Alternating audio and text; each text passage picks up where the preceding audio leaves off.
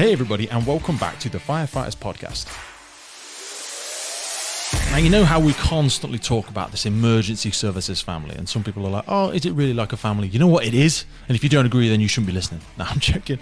Today's guests have made such an incredible episode because we are joined by the true emergency services family, the Sparling family. Now, this is a great example of how a community can be affected by the work of one powerful individual. And today that takes the form of Stewart Sparling.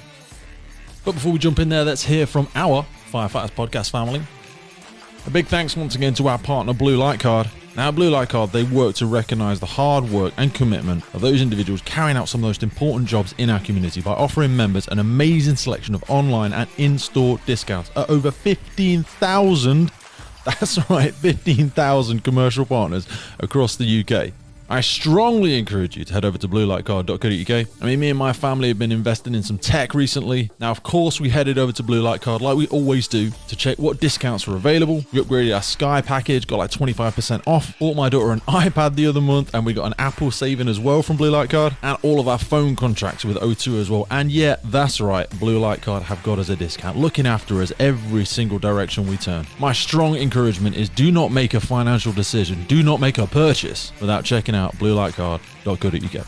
A massive thank you to William Wood Watches, a long-term partner of the podcast. Now, I'm a massive fan of this brand. I've had my Valiant watch now for probably 2 years, and I get so many mentions on it. If you're somebody that's into their firefighting history, if you're somebody that likes something classy, something sharp, but also something functional, then you've got to head over to williamwoodwatches.com. If you're an emergency services geek, and you love your fire service memorabilia, the authenticity that's behind this brand is absolutely incredible. It's all based around the owner, Johnny, and his grandfather, who was in the fire service for 25 years. He won commendations for his bravery and passed away, after which Johnny started the brand, and this is now the legacy of his grandfather. One of the really memorable acts of William Wood was actually on the 29th of June 1966, when he and 3 fellow firefighters saved 5 small children, aged between 5 and 1, from a severe house fire. And you feel that a lot when you look at the watches. For example, the straps. I mean, that's always the one that really gets the mention when people see it and they go, hey, that's such a unique piece. The red fire hose that I have on my straps are made from hose used by the London Fire Brigade. That iconic red strap comes from hose that's been in the service for a minimum of 10 years. I'm talking stuff that's getting thrown down the street at road traffic collisions, it's getting hauled up the side of buildings. You know, it's actually been in there in the thick of it. And you can see this on the markings as well. Mine's got some black markings around the edging of it, where it's obviously been impregnated with a chemical of some form at some point on an incident. You know, it's actually been out there on the front line. But I mean, they've also got it in the yellow, the green, the blue. So no matter what watch you belong to at your service somewhere across the world, you can make it personal to you. Now, the Valiant collection I've got is such a stunning piece. It's got the Super Luminova on all the dials, so day or night you'll still be able to see what you're doing, still glance at it on the middle of the night at a job and still get the time. I was also surprised when I was swimming at night the other week. That obviously works underwater as well.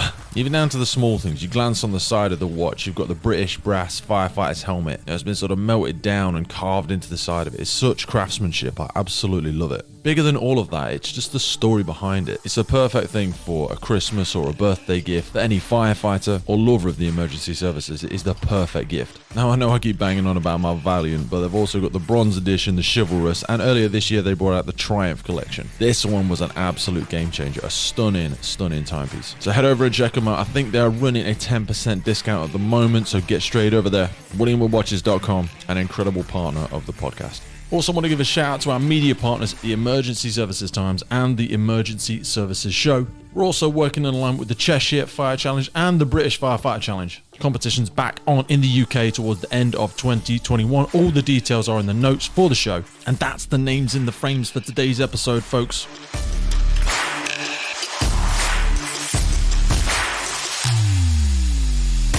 So are you sitting comfortably? We're about to get in there with Ange, who's rapidly becoming one of my favourite people, and her beautiful children, Caitlin and Lewis. You can hear loads of different references to some resources, to some events, and also referring to the wonderful charity work that the family does. All of this is going to be in the show notes below. So snuggle down, listen in, and I will see you on the other side.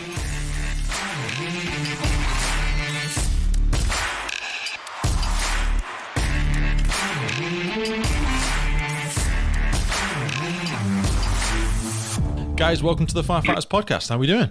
Very well, thank you. Thank you. Thank you for having us. This is a really, really strange and unique episode that I was desperate to get an opportunity for, because we talk about the emergency services being like this big family full of heroes, but yours is kind of like the epitome of what I think of when I think of the emergency services, because it's a combination of heroes, it's a combination of family, there's an aspect of tragedy in there, but there's also an aspect of taking something really challenging and like a massive setback and creating something really, really powerful from it. So for our listeners' benefit, we have with us today, we have Caitlin, we have Lewis, and we have Angie. So Angie, if you could tell us what you're here sort of talking to us about today before we sort of jump into it. Basically, I guess my role in this podcast is to talk about my husband, who was Sergeant Stewart Sparling, Treble One. He worked for Leicestershire Police. And unfortunately, in 2011, so it's 10 years this year, God, it's 10 he was years, diagnosed. Jesus, 10 years. Oh my God. Yeah, since he was diagnosed. So we've had 10 years of tragedy, if you like, that we've all come through. Yeah. So he was diagnosed with motor neurone disease, which is a neurodegenerative disease that renders the sufferer unable to walk, talk, move, literally breathe. Yeah, they can literally just move their eyes. It doesn't affect their eyes. It's such a strange, horrible, degenerate. Yeah. I mean, I know we'll get into the technicals of the disease, but it was such a strange. I didn't know too much about it until I started to learn a bit more about Stu's story, and I only realised that one of our close family members also struggled with it. And it really is it's such a slow and progressive thing that steals aspects of that human being from themselves and from their families. It's horrible. I mean, basically, in 2011, we were on holiday in Fuerteventura. We were going on a trip, but Stuart had left his wallet in the bedroom. So he ran out of the taxi, went back to the bedroom to collect his wallet, got back in and said, that was weird. He said, my right foot wasn't working properly then, and that was it. We didn't even think anything more of it. Just his foot just felt strange. We got back and it got progressively worse. He couldn't, it was similar to drop foot. His right foot just wouldn't work properly. It wouldn't roll, would it? It wouldn't roll. No, that's right. It's almost like he started to drag it, if you know what I mean. Not like drag it, but that it's just, if I'm hearing it right. I remember going out one night. We went out one night into Smelton and we both had a drink, so we decided to walk home, and we were walking up a hill, up Scorford Road to home, and he just could not, and he had sort of pointy, the fashionable pointy shoes on. And he just could not pick up his foot. Yeah. And we were like, that's really not good. Yeah, but for somebody like Stu, for people that don't know, he was a fit and active guy. Do you know what I mean? I mean, the whole family is pretty, active folks, but he wasn't somebody. This must have been very strange for him, because it's not like, I've always got a bad back or I've always got a bad this. Stu was he was an operational officer. He was a healthy guy. He was as fit as a flea. He played golf. He did karate. He used to come home from karate, and you know how thick the geese are, the white geese. That would be wet. Sodden, wasn't it? Yeah, and he used to press ups on his knuckles, that type of thing, and he'd swim, he'd do weight. He was active, very active. How much of this was his curiosity as to like, this is strange, and when did it become, I'm quite worried about this? Because he was still working at the time. He was working, but it was beginning to affect his work. He was actually a custody sergeant at the time. And, and if anything happened a lot of times he'd have to run, but obviously he wouldn't. Anyway, he went to the doctors who, just thought it was a nerve in his back or whatever. Went for physio, went to that type of thing. That didn't do any good. And then he started cramping as well. His body, his leg muscles just started to cramp. And they just thought it was trapped nerve, basically. So then he got referred to a consultant at the Queen's Medical Centre, and they said it was a trapped nerve in his back. Yeah. The consultant actually said, believe me, he said, I've been doing this for 30 years. He said, it's a trapped nerve between there and there. Yeah. And they're not intentionally, but they baffle us with lots of technical stuff. They go, it's between T3 and T4, and you have lots of issues with your thoracic, and you get a prolapse this, and it's a trapped nerve that, and you're like, it's sound. And this is not, you guys have had so much experience with all aspects of the services, but we really love what our NHS and our doctors do, but they're so constrained by time, and they just need to give you an answer and get you out the door sometimes. But it was funny because I was a bit naughty, so I went on to the Bupa website and I looked at them and everything. And, you know, when you're spooning in bed, all I could feel was his muscles, head to toe, doing that, twitching. They were like twitching. And it felt like, it was almost like I don't quite know how to explain it, but anyway, I never said anything. Some form, yeah. But he couldn't feel it. Really? He couldn't feel it. No, which is bizarre. But you know what, though? I hear this, and for most people, I mean, I do a lot of training, and I know loads of people, and Lewis does a lot of training, stuff like that as well. You get used to having a niggle. Let's call them a niggle. And we've all got our niggles. Somebody has something with their back, or somebody has some. Yeah, and I have like a restless leg syndrome where, like, when I'm in bed with my wife, my legs, they just, sometimes they jump around. But when you hear these things, like, and we're going to hear about how bad it got for Stu and eventually how terrible the disease was, this can be really worrying for people. And this is why I'm so curious as to how did it progress, because there'll be people listening going, well, hang on a minute, you know, Sally does that, or my husband or my wife does that, and so you'd already noticed things, and Stu was he was a really proud guy as well, though. So how much of it was, you know what, I'll get past this, and I'm a fit guy, I'm young, because he was young enough, you know. Very positive, and so, you know, he just went through the motions, and at this point he couldn't go to work. Oh, really? Because he was actually walking with a stick because it was so prevalent. Anyway, sorry, just to interrupt you there. Had he started to fall then? Was he, because walking with a stick is quite a big decision for a man, you know. Yeah, it was just to help him, really. It was our stick. We didn't get it from the NHS or anything. It was a case of, that'll help, you know, until I get my trapped nerve sorted, whatever. And the consultant made an appointment for 2 months in the future. And he was like, I can't have 2 months off work. I don't want to have 2 months off work. But we know why now is because, you know, the symptoms develop. Motor neurone disease is notoriously hard to diagnose. Basically, we went back. The consultant asked him to walk up and down the room just in his underwear. And then Stuart said, actually, I've started to twitch. And the consultant just basically sat there. And I said, it's motor neurone disease, isn't it? He took his glasses off and he said, I'm afraid it is. And of course, Stuart burst into tears. I felt like I'd been in the stomach because we knew it was terminal. We knew I'd done more research than Stuart. He research, you know, especially for, you know, you guys, you're all pretty intelligent peeps. So you'd probably gone and done and it can be such a curse when you've got that in the back of your mind. Caitlin, if I could bring you in, because we're talking like 10 years ago now. So for people that are unaware, yourself and your brother, you'd have still been very young at this time, and this is way before we get onto how you guys have sort of flourished in your careers moving forwards. But you were still kids at this time. So what was this like, seeing your active dad begin a really weird sorts of behaviours? It must have been quite a surreal time. To be honest, I was only, 11, 12. So I'm still at school. Exactly. I was still at school. I can't really remember, to be honest. The only thing that I can remember, really, is he came home from the appointment one day, and after they found out, and they said, I've got motor neurone disease. And I was like, the only thing I can remember was I said, are you going to die? And he was like, no, you know, I'll be fine.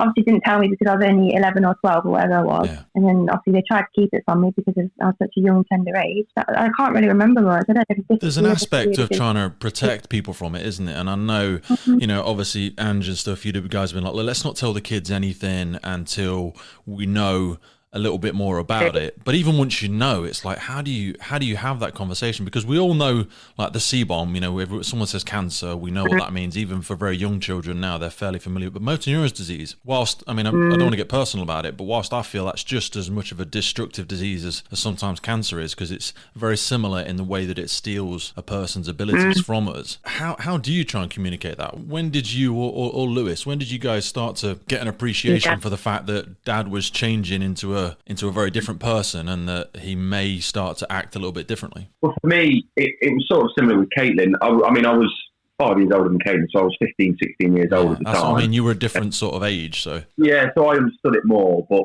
again, I'd never heard of motor neurone disease before. It's what Stephen Hawking had. Stephen Hawking suffered with, they called it ALS in America. Yeah.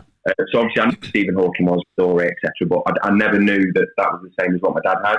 And I just remember the day of his appointment when he got diagnosed, I was sat at home. I had a couple of mates round, because I don't think I even knew he had a doctor's appointment. Okay. And I had some mates round, and Mum and Dad came home, and my dad walked into the conservatory where me and my mates were sat, and he just said, "Oh, you're all right." And I said, "Oh, how did it go? Was it good?" And he just went, "Nope," and just looked down at the floor.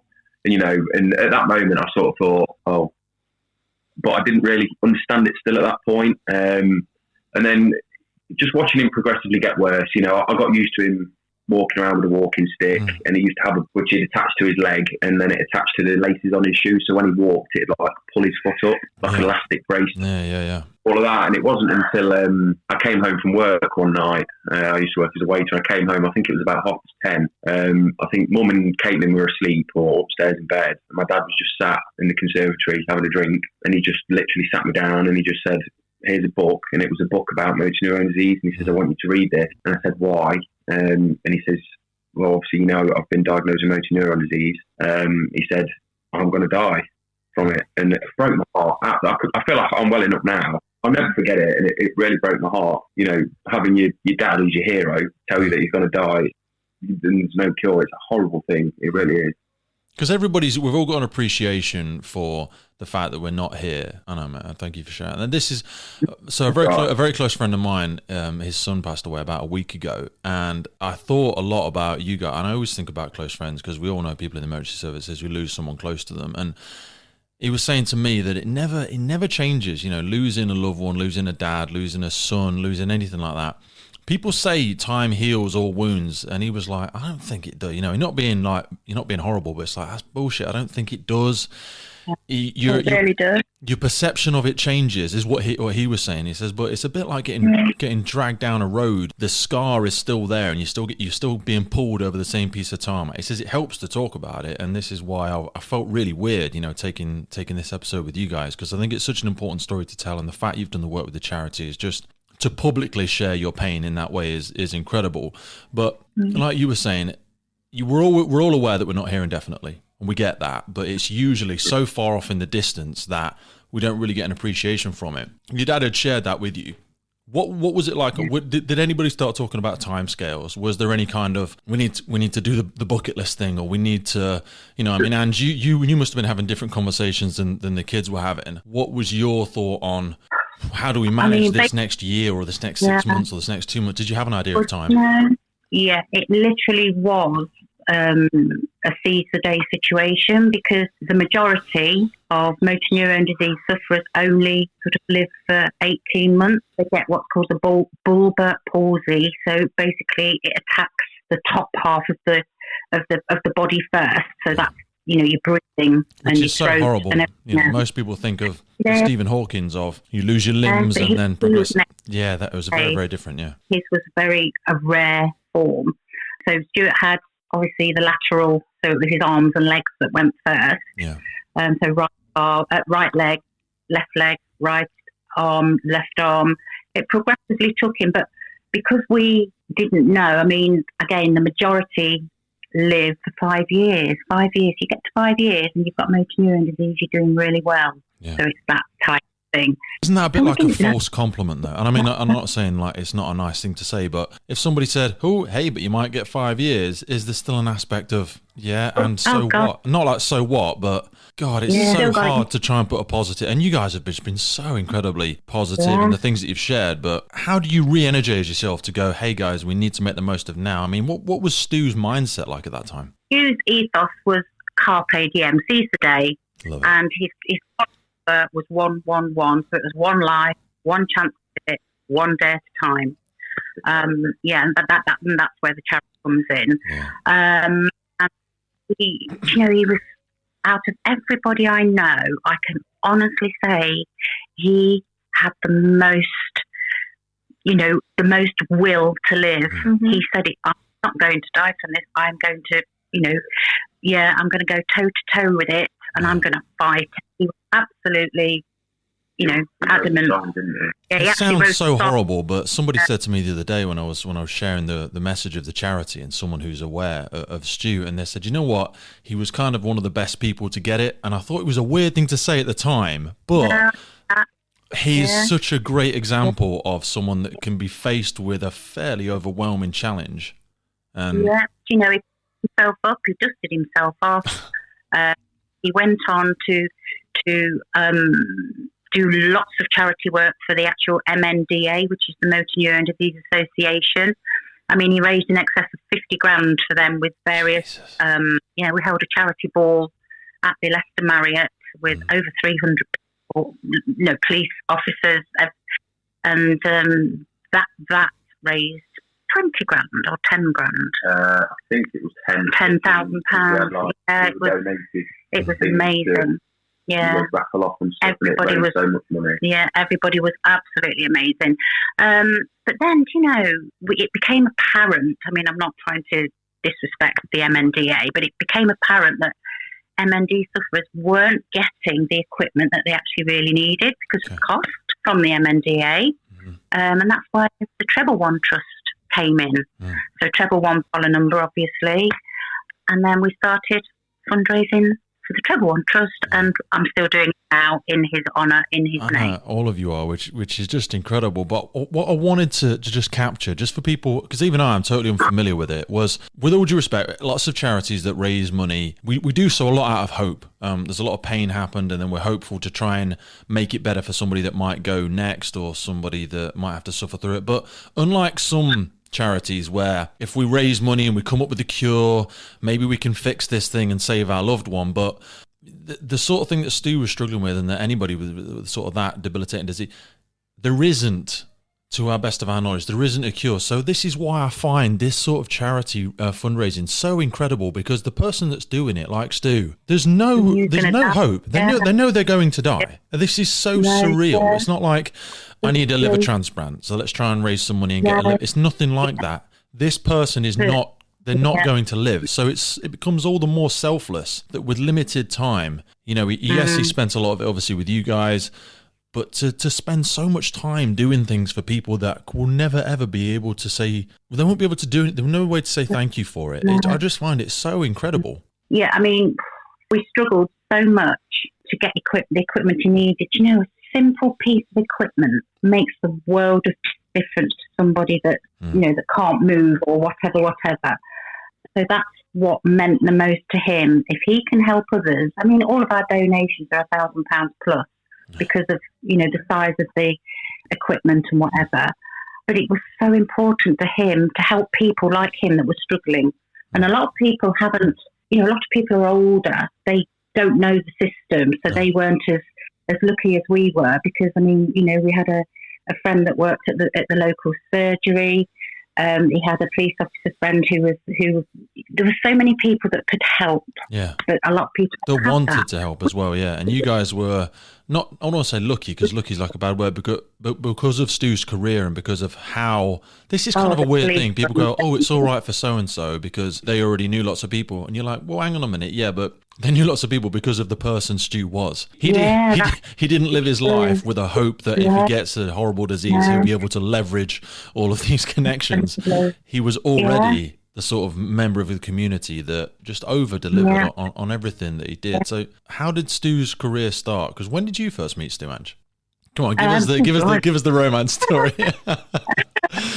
Well, I met him in the early 90s. Yeah. And it's funny because it was a bit of a one-sided relationship. But he liked me, but I was a bit like, because he was a bit younger than I was.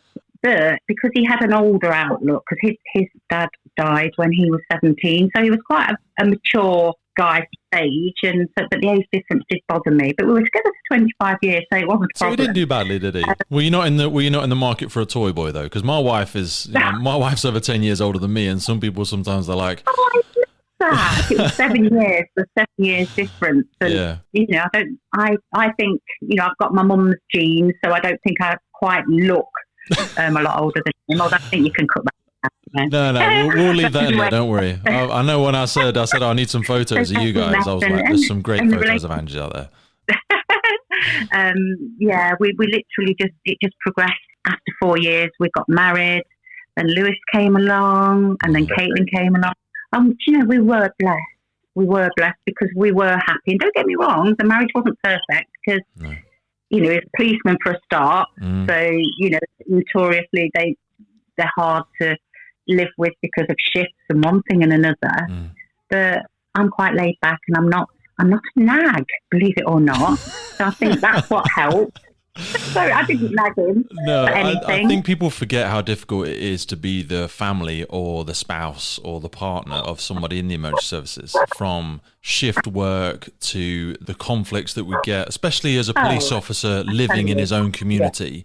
It can be, and especially as he was doing it, in the 80s and the 90s, that was probably a really difficult time to be a police officer, to be honest. Yeah. 94, he actually joined in 1994. He was a special for a start.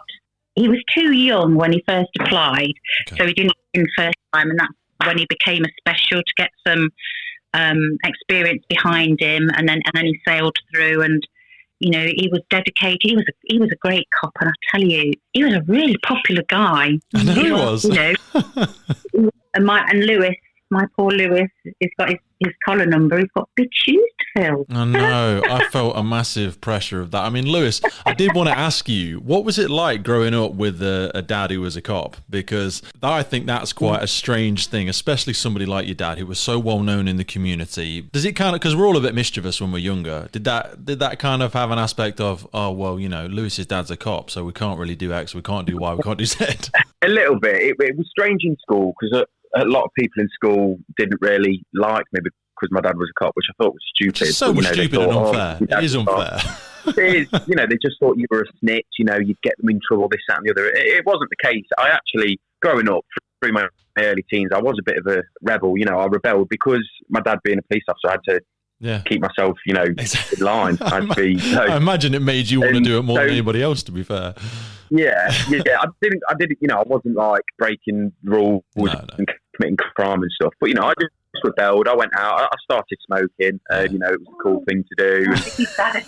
Drinking down the park and stuff. But nothing major. But to my dad, well, let's not forget as well, for all the good values and morals that Stu's tried to instill in you, you are still Angie's son as well. So there was obviously going to be the rebellious side going in there. Oh, of course, yeah, and everyone has. For me personally, I had the best childhood and teenage years. My dad's van. I told toward the end before my dad passed away. I told him the majority of the stuff I got up to because I didn't want to keep anything from him. Again, it wasn't like committing. I wasn't that bad because obviously he could get in a lot of trouble if I was out there crime and stuff. But it was good. I felt proud. I felt very proud, it was cool back in school, oh, your dad's a police officer, it's cool. I had stories to tell people, my dad had come home and just talk about his day at work. And to me, as a young child, him saying that, I had to go on a blue light run and, chasing after people, it was just, it was like adrenaline pumping for me.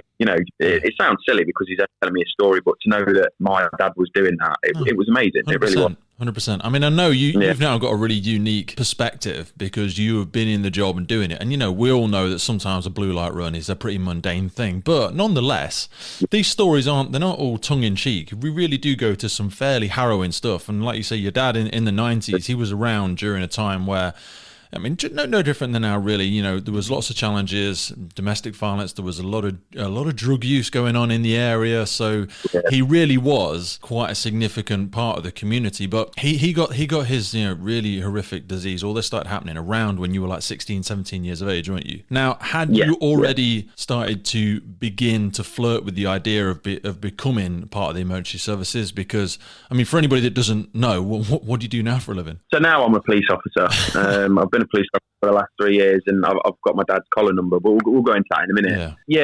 I'd always sort of grown up thinking and knowing that I wanted to be a police officer just because of the stories. It's a good career to have. It's a brilliant career. It's like any job. You have your good days, have your bad days, as I'm sure you can agree. Yeah, man. But it's just a rewarding job. From when I can remember, really, it had always been in the back of my mind that that's what I wanted to do when I was older. And then I became a police community support officer for 18 months beforehand, because at the time I wanted to join the police. There was a recruitment freeze because of funding, etc. So that sort of opened my eyes, and it was a bit of a gateway sort of thing into the police. And then I was fortunate enough Did you never have aspirations to become a firefighter? I mean, I just want to throw it out there, mate. Or did you not allow your standards to drop that low? Or I'm joking. I did that. I've always said if things didn't work out for me in the police, or if I didn't get into the police, I would generally like to try and get into the fire service. Oh, mate, I think that's like a backhanded compliment, surely, but I'll take it. But nonetheless, no, honestly, not meaning the worst case scenario, if everything goes to rat hell, then I'll go and join the fire service. No, I didn't mean it like that. No, I know. Again, the fire service excited. It is. It is. We don't have to, mate. We don't have to face the challenges you guys face. I always say to people, look, the fire service we're quite soft and cuddly in ways because we only go to places where people want to see us. Do you know what I mean? Wherever we show up, people want to see us. That you guys have to go to some really horrific stuff. You go because somebody's struggling, somebody needs your help, but often because there's somebody there that doesn't want you there, and this is the harsh side of the reality of what you do.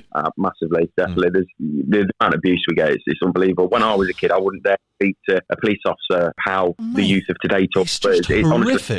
I mean, I do love the fire service, and I wouldn't necessarily want to do anything else. But I think part of it is as well is because I'm like, dude, being a police officer is hard. That looks like it sucks. I mean, some people are so unappreciative of what you do, and I know we've been really appreciative of their NHS and what they're doing. But you know, you guys have been out non-stop during the pandemic as well. It's a really challenging time. So, sorry, I interrupted you. So you first started getting into it, and you applied, but there was a freeze on recruitment. Yeah, so I became a PCSO, Police Community Support Officer, for 18 months, and as I said, it gave me an insight into the job. You know, you work alongside police officers out and about on the beat and stuff. And then, whilst I was training to be a PCSO, I applied to be a police officer because the application process came out, and I was fortunate enough 18 months later to join. What was the timescale on this with your dad? Just to capture that as a timeline for us. Was your dad? So what is into like when he passed away, and then so he passed away in June 2015, and then I became a PCSO in September 2016, and I did that until May 2000. No, sorry, I did that till March 2018. That must have been so tough for both of you, but because I imagine you'd already shared this ambition with your dad, and you'd started to talk about, I want to do this, and he, you know, just the natural mentor comes out in you, not alone being a father, but you know, that natural, oh mate, you want to think about this, think about that, go and put your name here, put your name there, do a bit of volunteer work. I bet there's so much of him that must have wanted to be there for so many reasons, but that must have been such a weird thing to want to share all of those things. And I know you'd have shared them all with your mum and your sister and stuff, but to be able to share that story with one of the biggest mentors you've ever had and not have that opportunity, because it's always that 18 months to 5 years. How long did your dad manage to wrestle with the disease for? So he was diagnosed in 2011 September, but we believe he had it a year before. So realistically, we think he had it from 2010. We're not too sure sort of when it started. So he had it from 2010 to 2015, so 4 to 5 years. So he really did max it out anyway. He did. He made the most of his life, even when he was completely disabled. You know, he couldn't move his legs and walk. He had wheelchairs, specialised wheelchairs made for him, which were expensive, but you know, through fundraising and stuff and the generosity of people, it was incredible. The family, friends. He managed to get these specialised wheelchairs. He had 2, and they just gave him that freedom of being able to go out and about, you know, off-road. They were like off-roading wheelchairs. They were a brilliant piece of kit. Honestly, it just gave him that freedom. Because we lived near a country park, was going up the hills, through the fields, and it was effortless, and he absolutely loved it. And see that smile back on his face meant the absolute world. It really did. It must have been a really weird side to be able to share with your dad, because whilst you really, you know, admired him for the job that he did, being the nature of a shift worker and emergency services, you'll know yourself, you do spend a lot of time away from home. So whilst we would never want the gift of spending more time at home to be the result of something as horrific as it was, you were at a really pivotal age to sort of grow a lot closer to your dad. What was that like, and did you see a different side of him at all? As I know, as things kind of got worse, but also he was home, and he'd never really been home before. He was, you know, growing up, he's missed out on so many Christmases, birthdays, because you know he's had to work. He did his best to take them off, but as you know, working shifts, you've got to take your turn, mate. You've got to do it every now and again. You've got to do Christmas Day, haven't you? Fortunately, you do, but you know, it's just one of them. Hopefully, you know, one year you do Christmas, the next year you don't. And it was nice to have him at home. And I did see a different side to him. You know, it sounds stupid, but I just feel like I got to know him a lot more, even though he's my dad and I know him.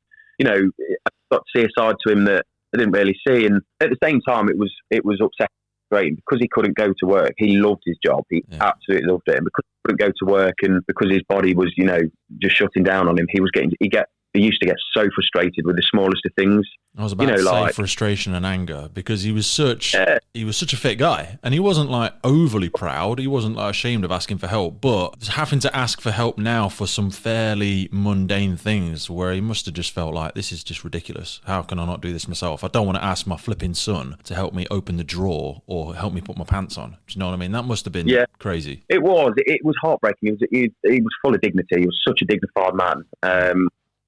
He used to do everything. He was like a house husband. I don't know if I can say that. He used to love cleaning, cooking, ironing. He used to love doing all of that amongst working. He was just a proud man. And towards the end, for the last couple of years of his life, it was like me and my sister, for me as well, I think she'd agree. It was just like paying him back for him bringing us up as a baby.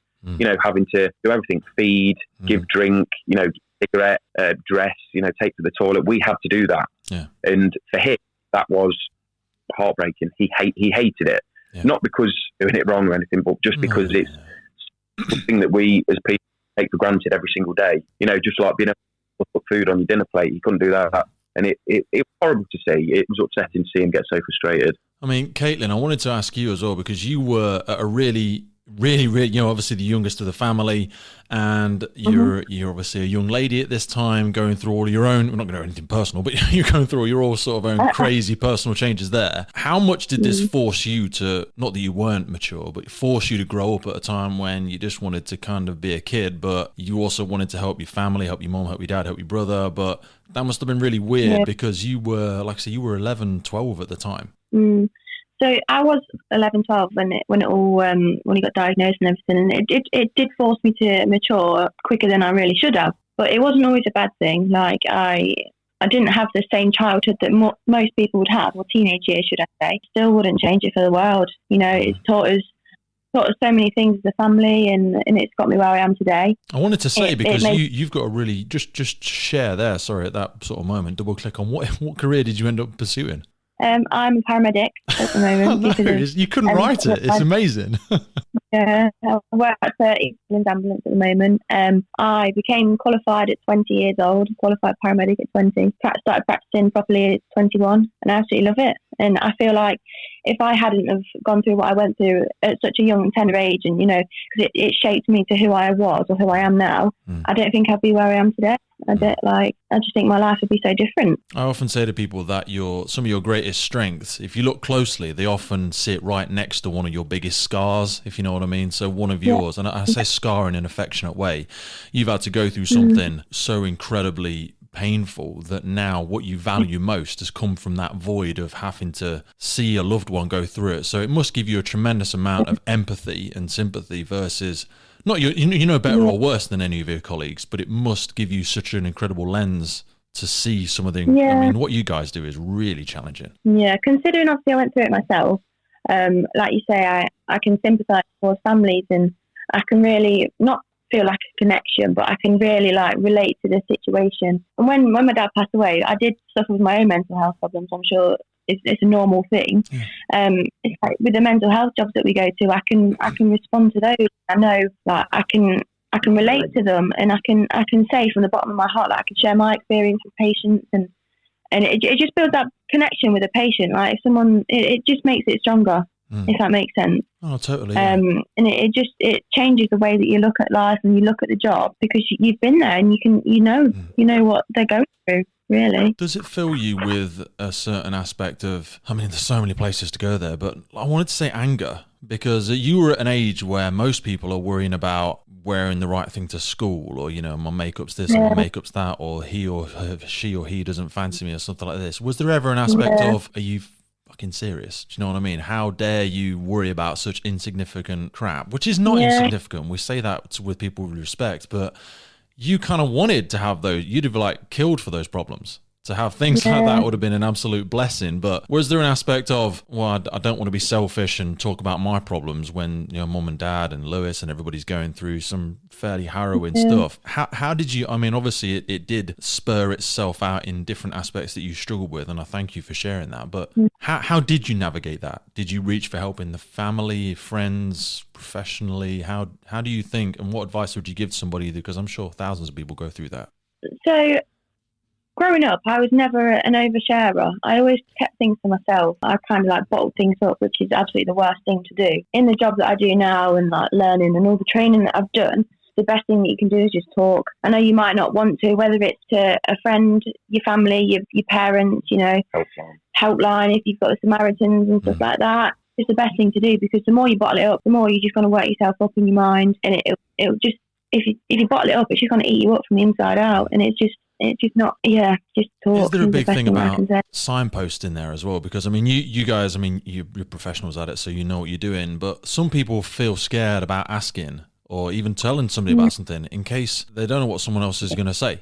Because some people are like, oh, I don't want to ask Caitlin about her dad because it's obviously really bad and I don't want to upset her. When really, if they're honest, they're scared about what you might say. If they said, oh, Caitlin, you know, how you feeling about your dad? If you're like, I feel terrible, I want to kill myself, they'll be like, oh, Jesus, what am I supposed to do with that? What am I supposed to say now? Yeah. When for a lot of people, that's okay. That's okay if Caitlin says that. It's just then a case of being able to signpost and support, and sometimes just being able to say it sometimes helps more than anything else. But how do you deal with that in your role now? You know, when you talk about sharing it, do you ever feel that people are scared to in case of what might come out? Did you ever share it with your friends? Did you ever talk? Did you ever talk to your friends about what was going on with your dad? I did talk to some friends, like I say, because my life was so different to everybody else's. I felt like not a lot of them could relate to what I was going through. I imagine none of them. I did have a lot of close friends that I could talk to, but they didn't truly understand what was going on. I spoke to my mum and my brother, but like I say, I bottled it all up and I didn't really talk. I had counselling during school as well. Okay. I tried that, but personally, I didn't get on with it. I didn't. Because I feel like with counselling sessions, you feel absolutely fine, and then you go and make yourself upset for an hour of the day, in the middle of the day. Yeah. And personally, for me, that didn't work. It might be different for other people. And I was too young. I was only 13, 14 at the time. The thing that I say to people from the experience I've had is admitting that you need help is the first step. It's the best step that you can take, and it's the biggest step to take. Admitting that you need help, and then that gets the ball rolling. You know, you might feel scared to ask people, or you might feel scared to talk about it because of what people might say, like you said, but you know, there are people out there that do the job to help you. And also that, like you said, that asking for help's the first step, but knowing that the first place that you go might not be the best place. I mean, think of it as like fitness is an easy one. People go, oh, I need to get fitter and healthier. Oh, you should go to the spin class. And people are like, I hate spinning, I'm not going to go to a spin class. Like people said to you, oh, Caitlin, you should go to therapy. Well, maybe you try that and it doesn't work, and that's totally fine. Know that everyone's going to find the thing that works for them, but it might not be the first place, it might not be the second place, it might not be the helpline, it might not be the Samaritans, it might not be group therapy, it might be one-to-one, it might be so many different ways. I think people hear mental health and they feel like they should know the answer. They should go, oh, you need to go and see this person. This person's going to fix it for you. They're going to fix everything. Well, not necessarily. You know, it's more of trying to find a process that works for you. And fitness is always easier because it might be like, whatever, eat more, eat less, go walking, go swimming. You know, not everybody's got to go and flipping lift weights. I mean, not everyone's going to enjoy that way of dealing with, because mental health is, you know, similar to physical health in ways. It's knowing what works for you. Some people like to talk, some people like to bottle it up, and it's knowing. As long as you've got a method that isn't hurting you and isn't hurting somebody else, that must have been a difficult one to balance. Was there ever a thought of why me, or you know, I don't want to have to go through this because it shouldn't be my responsibility to have to deal with this. Your parents, with all due respect to your dad and everybody, you know, you want your parents to be there for you, and the tables had turned, I suppose. Yeah, I mean, it was frustrating growing up because a footballer when I was younger, so me and my dad used to go football together and he used to take me out. And then as he kind of got more poorly and in the wheelchair, it was kind of like you see other people and you think, oh, why me? Why did it happen to us? Like, what's happened in our lives that's made this happen? Does that make sense? Like, what have we done wrong? Yeah. But then, why does he deserve it? Why do we deserve to suffer as a family? Like, we're a good family. He's a good man. He was a good man. But then, looking back now, you can't really think like that because it's just life, isn't it? Life stands for everyone. Yeah. And you can't change your way of life. It's so hard to say that to them when they're in that moment, though. You know, like you say, when your dad's on the sideline and he's in the wheelchair with the blanket, trying to keep warm, and he's there. He wants to give you his support, and he is giving you his support in the best way that he can. But you're kind of feeling like, why?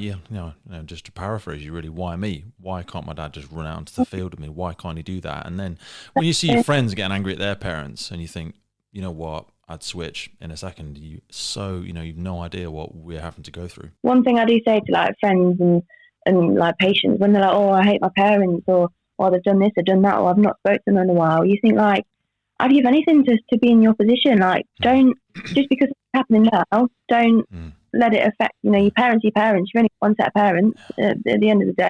You know what? I love what you say there, and it so reminds me of a close friend of mine whose mum was terminally ill for a long time, but sounds horrible, but she wouldn't die. She was like terminally ill, but they thought she was going to last a year. Then it was 3 years. Then it was 5 years, which is wonderful. But she was very bitter about her illness. And my friend always used to say, I've got to go and see my mum on Friday. So he used to go over to Leicester Royal Infirmary and he'd have to go and see his mum. And be like, I've got to go and see my mum on Friday. Got to go and see my mum. And I remember when she eventually passed away, it was a case of, I don't get to go and see my mum. Do you know what I mean? It was that short, subtle shift of, I've got to go and see mum, or I've got to do this, or I've got to pop round and help my dad. Well, you would, I'm sure the day that was no longer the case, it then becomes, I wish I would get to see my dad. I wish I would get to, and we just take it for granted, and it gives you such a unique perspective. So my dad used to smoke, and obviously because he smoked in the house, I used to get really frustrated at the thought of when he was ill. When he was ill, and the house used to smell of cigarettes, and I used to think, I wish he didn't do that, and like I wish it was different. I wish he could go outside. But thinking back now, it's like I shouldn't have thought like that. That's selfish of me, because that's all he could do. Isn't it, really? Well, so you had to do it for him. Yeah, that's all. He couldn't go out and smoke, and he couldn't physically pick the cigarette up to put to his mouth, and I just feel guilty in a way because I was so selfish, even though it was him suffering. But you can't change your past. No point dwelling on it. No. And it's so, I know, obviously this is an audible platform, so for people that can't see it, the way that you smile about it there, and you think back, and it's wonderful that you're able to reflect on that. I mean, Ange, a lot of what we're talking about here is kind of building us up to, and we've referenced it, so I want to go head in and directly ask, how did you all of you, because this was a family affair, turn this into such an incredible positive, which for listeners might sound weird, but I want us to get onto the work of the charity and how it came to exist. You've referenced Stu started doing some charity work, but deciding to start your own is a pretty big challenge. So how did that happen? Like I say, he picked himself up, he dusted himself off. He wanted something positive to come out of his illness. And that's just the sort of way he was, and that's probably why he turned every single negative into a positive. He did turn every negative into a positive. And do you know, I've never known a man be so happy to get a blue badge so he could park anywhere he wanted to. He was absolutely over his blue badge. He must have still drove around for a time though, being like, "Oh no, we can't park here because we have got a badge."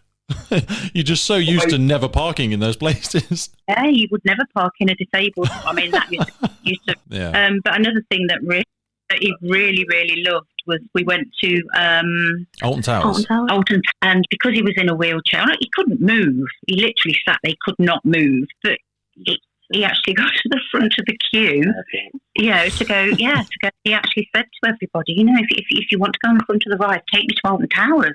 I'll come with you. I was going to say, there must have been a number of those moments where it was just like, you've got to see the humour in some of this stuff, and you're like, Jesus Christ. I'm sure as the disease started taking hold more, you were like, oh, bloody hell, Dad's can't do his thing, or he must have laughed at things himself. Oh, he absolutely did. It was good, like when we go on holiday and we get the front of the plane, you get all the extra leg room because obviously you needed it. Yeah. Yeah, you know what? You've got to frame it that way, and I'm not remotely surprised that he was doing that, because you've got to find the positive. Yeah, exactly, and like I said, that was the sort of guy he was. And going back to your question, because he started the charity and one thing and another, and just wanted to help people, it would have been rude of me not to carry it on. I mean, all of the guys that he's got, we sell sweat t-shirts, and it's. The logo and everything's fantastic. The logo's really good. I mean, it looks like it looks like this must have been thought of when he first got given his number, but I know that was never the case, of course. But it just the branding was just so damn good, and it's done so well. Yeah, absolutely. Yeah, absolutely. And on the sleeves of everything, he's got established 2015. So in a subtle way, that was his way of saying, you know, I want it to carry on, sort of thing. In some respects, it can be a bit of a millstone around your neck, because I've got to carry it on. I can't not carry it on. I'm Chief Constable of Leicestershire Police, you know, doing all his things and whatever. But I wouldn't not carry it on. I know you wouldn't, but it is. Let's put that out there, because you're not going to be the only person out there who is running a charity on behalf of a loved one. And this is. Let's just put that out there. Do you know what I mean? Because Stu's been gone a decade. You're no, you know, 6 years. This year. He died in yeah. And the kids, you know, the kids were really young at the time, and they're going into their careers now. They're going to go on, and maybe, well, they'll all have lives of their own, families, children. You know, you're not terrible to look at, and you will have a life as well after Stu's passes up. But this is one of those things that. The charity is such an incredible thing, but it is a bit of it's a strange thing to do, because it's so powerful and it's helped so many people. Yeah, it has. And, you know, I often think because of Stu's legacy and because he's so well known in Melton, most of the Mercury, you know, he's always on the police website with one thing or another that he's done in the past. And recently, because they've named the Force training room the Stewart Sparling. God, I saw the picture of Lewis opening it up. I was like, that's incredible. And it just folds back into the whole, such a great mentor, such a great teacher. Lewis is now doing the whole family proud. Yeah. And it was just a match made in heaven, that was. Yeah. But doesn't that tell you that 6 years on, I mean, but it's called the Stewart Sparling Training Centre, doesn't that tell you that 6 years after, well, it's 6 years in June, that they're still thinking about him and thinking what a fantastic job he did, what a fantastic officer he was. Yeah. And, you know, I want to do this for him. I want to do this for his family of, you know, and don't you think that's actually testament to my husband, my late. Yeah. Did you ever think that? Because there's so many people that are probably living lives alongside a secret unsung hero, and you've got no idea. It's just so day to day. I mean, Lewis and Caitlin will have been listening to Stu's stories all the time, and what'd you do? Oh, well, I did this. But you don't want to constantly come home and say, I restrained somebody today who was trying to attack their wife. I did this. I met with a youth group today who have been struggling to, and every single interaction that even Lewis and Caitlin are having now, you know, Lewis is part of the stories. You know, somebody will go home and the only time they've ever rang 999 will be Lewis turned up or Caitlin turned up. And I always say to people, this is what's so unique about the emergency services. Every day is an opportunity to be part of somebody's story. And I'm sure all the stories come out now where you were like, oh yeah, you know what, I saw Stu once, or I met Stu on this job, or I had to ring 999 and Stu turned up. Yeah, I mean, if you think about it, like you say, he didn't come home and say, oh, he didn't tell us about the little things that he did. But don't you think, again, it's the respect he had for his, that actually sort of transformed itself onto Lewis, onto Caitlin, whatever, and it's instilled in them that actually it's a good career, and you know, it's a bloody good job. People miss it, as in, and they're so negative about the police, and you know, it really breaks my heart. It does. I mean, they get spat at, they get actually. I mean, you put this in, but they don't get paid enough for what they do. They need danger money. They don't. It's so sad, and I think so much about Caitlin. You know, coming into the job that you're doing now, Caitlin, you've come in at a really strange time, and you've been operational all the way through this really harrowing pandemic. And it seems so sad now that the police, the fire service, we've always been seen as this massive insurance policy. But how have you found your first few years? Just as we sort of pause on your dad's story for a minute. How have you found it coming into this role in such a crazy, crazy time? The NHS has never been so supported, but also never been so essential as it has been now. Yeah. So when I qualified as a paramedic last year, there wasn't an opening at East Midlands where I wanted to go. So I continued working at West Midlands Ambulance as a student paramedic. Wow.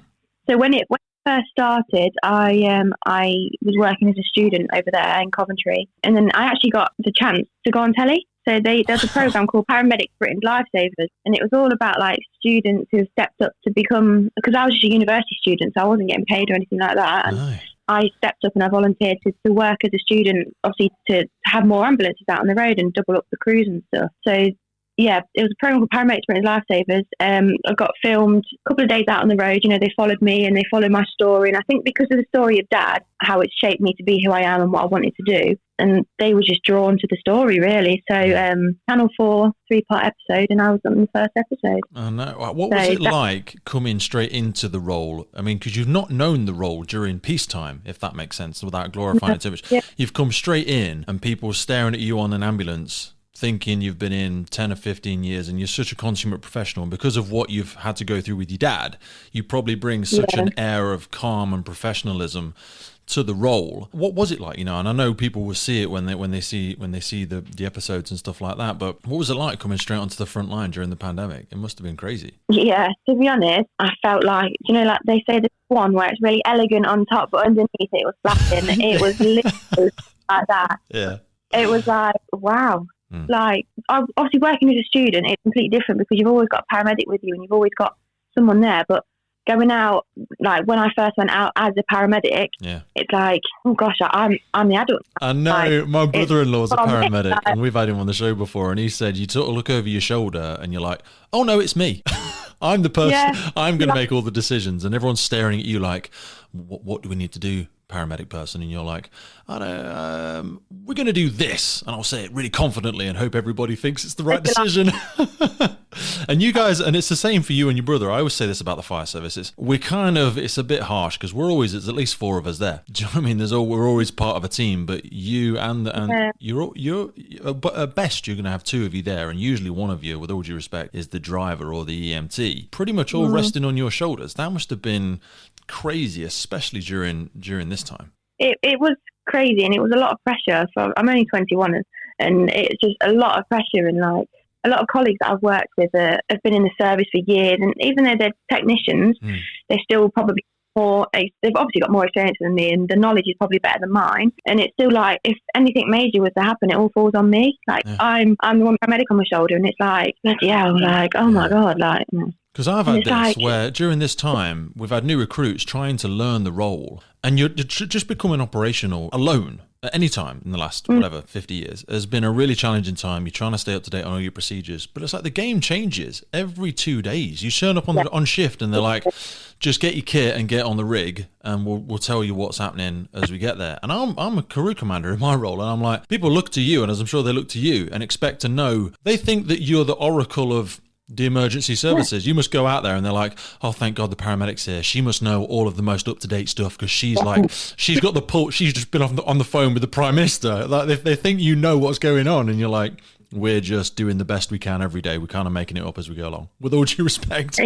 Yeah, I mean, I'm doing my job. Like, I've done the training for 3 years, and I know what I'm doing, but it's still that thought in your head, like, oh, what if this happens, or what if I don't know what to do? But it's just human, isn't it? At the end of the day, there's all people higher than you on a phone call away, and it's petrifying. One of the first jobs that when I speak about first-time paramedics, I think like the 4th job he went on was a baby. And he said, I've been working with people that have worked for like 10 years and they'd never delivered a baby. And I think he did like 3 in his first 6 months. And apparently there's only, and you'll tell me, I'm sure I'll be wrong, but he says there's only like 2 or 3 days that you do on delivering a baby in the paramedic training. There's not a lot. Not long do you train for to deliver a baby? It's not long, is it? I think we had like 1 day session, like a PowerPoint, and it's like, obviously it's not enough, but when I was a student I delivered 4 babies. Did you?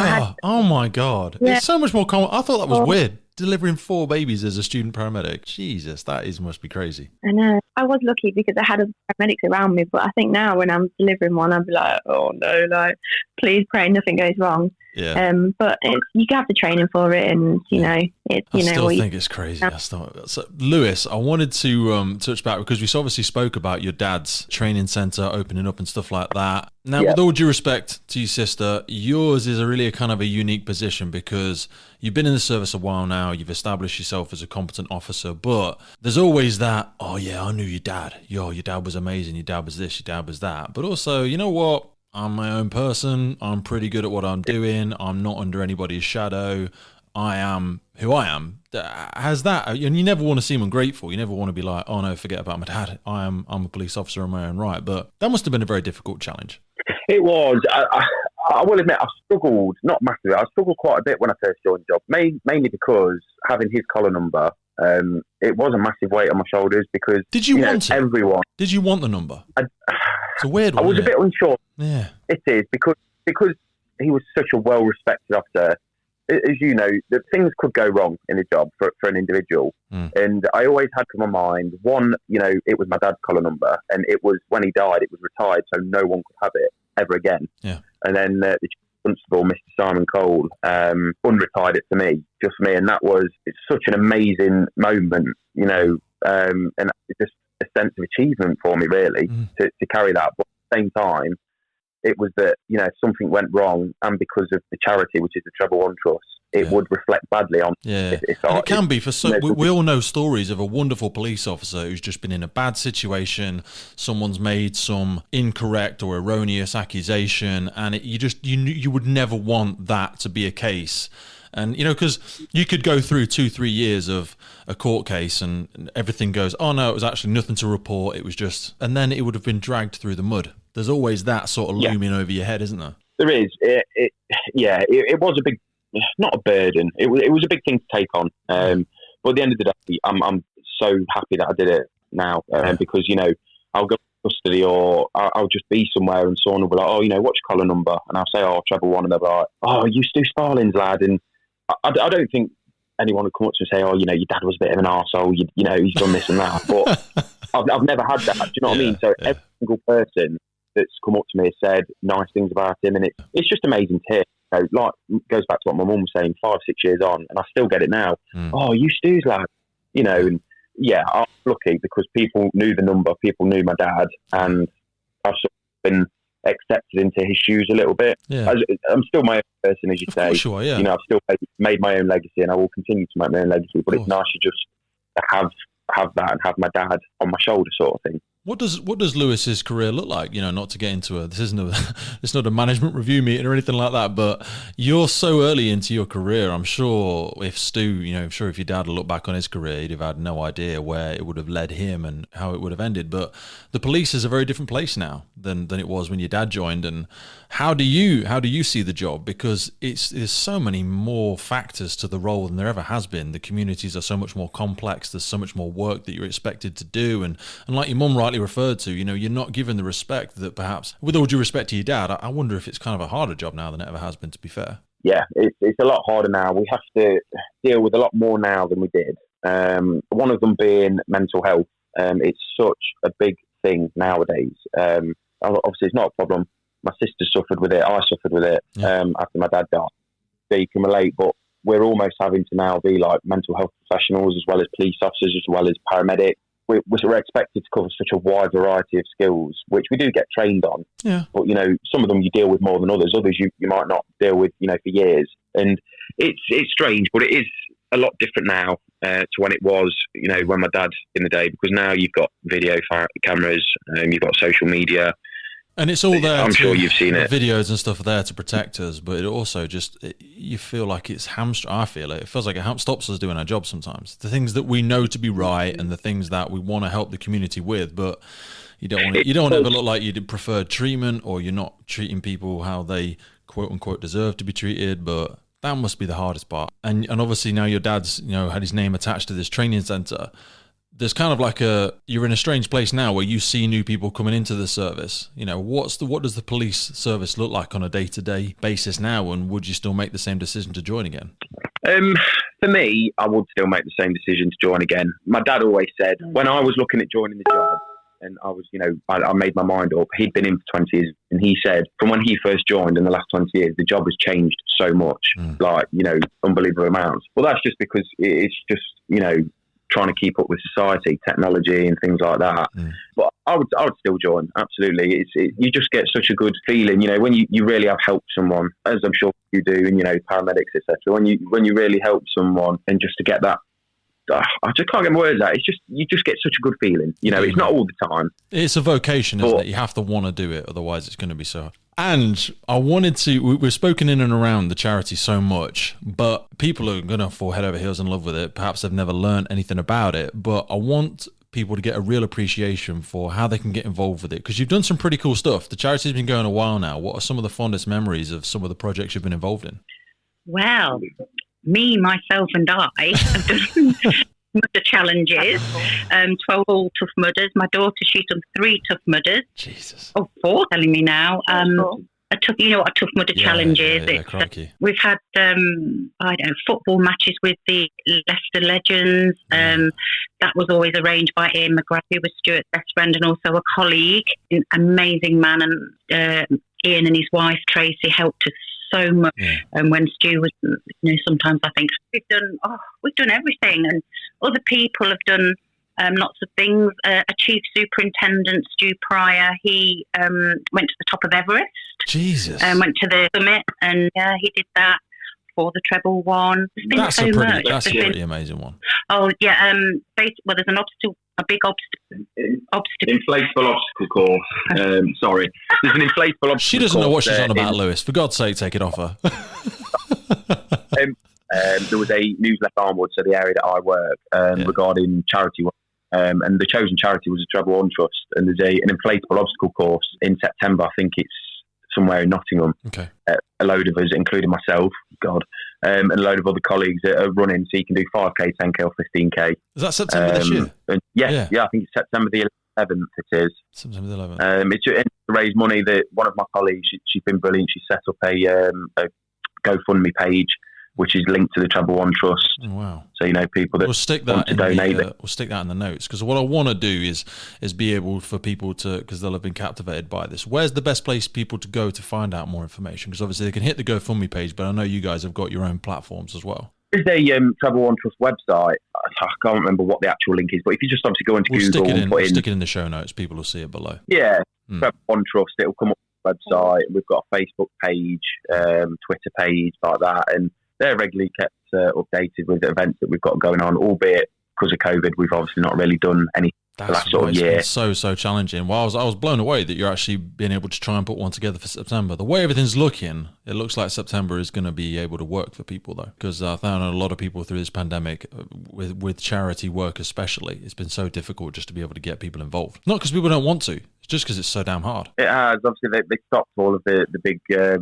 groups meeting and things like that, and big events. So it will be nice as the restrictions start to ease. Cool. No, it will be nice to start more fundraising. So people can head over to the website, because I know I got one of the hoodies not so long ago and I absolutely love it. That's one of the things that I think people will really enjoy going to anyway. So there's there's on the website. We've got this coming up in September. I just want to say that, you know, any fundraising anybody would like to do, no matter how small, do you know, it will really help an MND sufferer.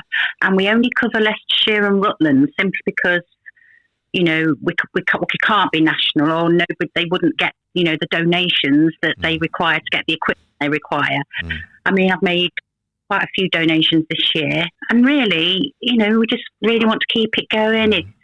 And one of Lewis tells me that when the restrictions lift, you're going to do a marathon carrying a freezer. So I thought that was pretty impressive. Really? For me, very good for me.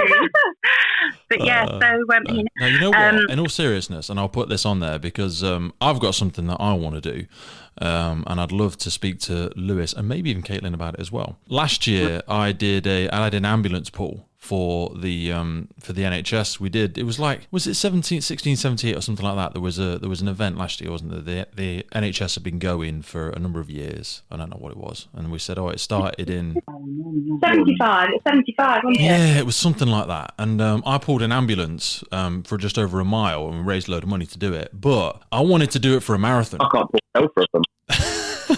I want to do it for a marathon, so I want to get like a police car or an ambulance or something like that. And there's something, and I'll probably edit this bit out, but there's something really cool, and I want you guys to think about how we could do it if you're interested. There's something awesome about like having a member of the police service, a member of the ambulance service. It hasn't got to be either of you necessarily, but if you're up for it, we can try and do it. And pulling an emergency vehicle of some form They're not that heavy, honestly. When you get pulling them together, they're not very heavy. We're not going to do a fire engine because fire engines are big. And I'm a pretty strong guy, so don't worry. I'll do most of the pulling. But I think it'd just be amazing if we could have a member of each emergency services and do something like that, or doing it like around a race course, somewhere where you can do it over 24 hours, nobody will bother us. And probably if we pulled something like a police car, because we could do it for Treble One and pull it, and that'd be really easy. Not easy, but like it'd be a lot easier than a bloody fire engine, that's for sure. Because they're only what, it's a normal vehicle, isn't it? Have a think about it, because I think we could raise a lot of money doing it. We could frame it in some way, like, I don't know, we could come up with something cool about, a marathon. Do you know what I mean? But there'd be a cool way of framing it as like saying it's a marathon event to do something. I don't know, but think about it, because it wouldn't. I think you'd do it. Mum will email the chief constable, Mr. Cole, about, because he's big with fundraising. He has had a lot to do with the Treble One. Yeah. And he thinks of the Treble One. So yeah, we can try and get something sorted. We could do that, and they could use it they can do recruitment off the back of it. They can do all sorts of stuff. Do you know what I mean? And they can get one of their nice flashy new vehicles, and we can pull that. And it'd be a right laugh. I think it'd get some great exposure.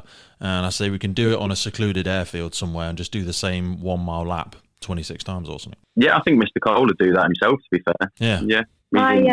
Fitness cycling and stuff. I bet he'd like that. Stuff like that would be great, and it'd be a great opportunity. We wouldn't want like 10 or 15 people, because then it'd make it sound too easy. But as long as we had, I'm happy to do it from the fire service perspective, because some of them are grumpy buggers. They don't like doing really hard things. But yeah, if we had 1 or 2 people from each, then that'd be cool. It'd be really good. I think there'd be a couple of people in the police that'd be up for doing that. And the ambulance service. Yeah. We'd get some.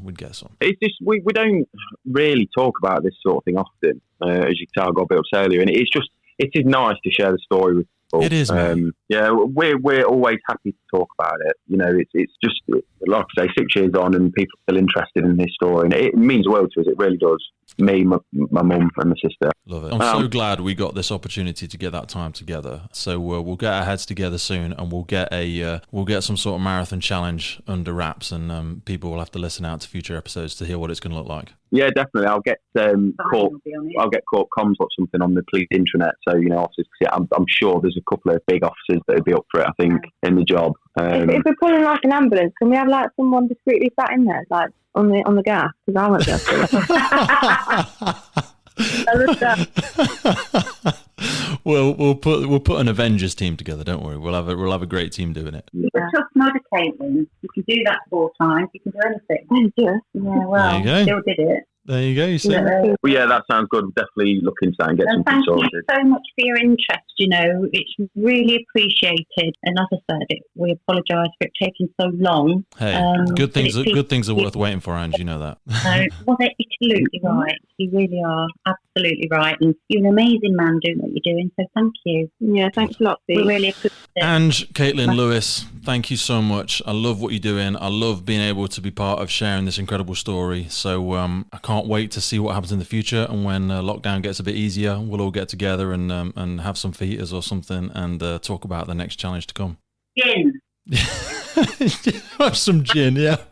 Have some gin as well, Ange, don't worry. Partying with Simon at our house. Had a few. We'll get Simon involved, don't worry. We'll get him involved. Yeah. Should we try and stop him? Try and stop him. Anytime there's an event going on, he just shows up, bless him. Oh, he's amazing. We love him. Oh, yeah, amazing. He really is, yeah. Beautiful. All right, folks. Well, thank you so much for your time. Lots and lots of love, and I look forward to speaking with you soon, all right? Brilliant. Take care, buddy. Bye. See you, bye.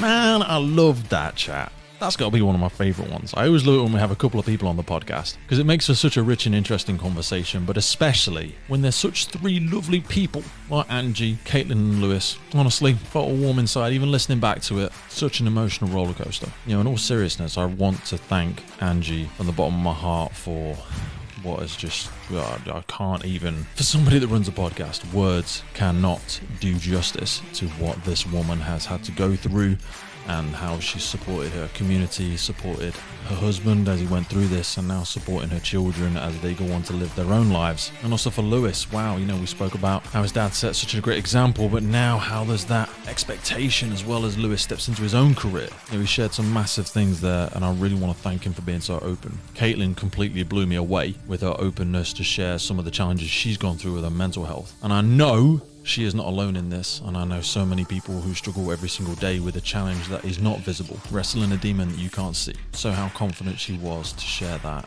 is so powerful for me, and I don't want us to skip over that because it's something that can be so debilitating for men and women all over the country, all over the world. Mental health is something that you can't see, but can cost us so much. So thank you, Caitlin, for sharing that. And of course, while the four of us had an absolute blast, my biggest thank you, of course, goes to you, the listener.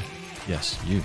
I'm talking to you. Yeah, I know, you're kind of checking yourself out and going, is he talking to me? Yes, I'm talking to you. You have given up an hour and a half, probably, of your time listening to Angie, Caitlin, Lewis, and the guy that seems to talk more than anybody else, that's me. The fact you've spent this time with us really means a lot to me. I do not take your time for granted. I work hard every single day to try and find more of these incredible people, hunt them out and share their stories with you. The story of the Sparling family really is that of the emergency services family. It's a story of tragedy. It's a story of heroism. It's a story of bravery. It's the comeback story. It's the story of rising from the ashes. And as Stewart would say, it's the story of getting a positive out of a negative. So thanks for coming back. Thanks for dropping by. Thanks for touching base. And thank you for taking time out of your busy life to be here with us on the Firefighters Podcast. I look forward to seeing you soon, but until then, stay happy, stay healthy, stay hungry, and we will see you real soon right here on the Firefighters Podcast.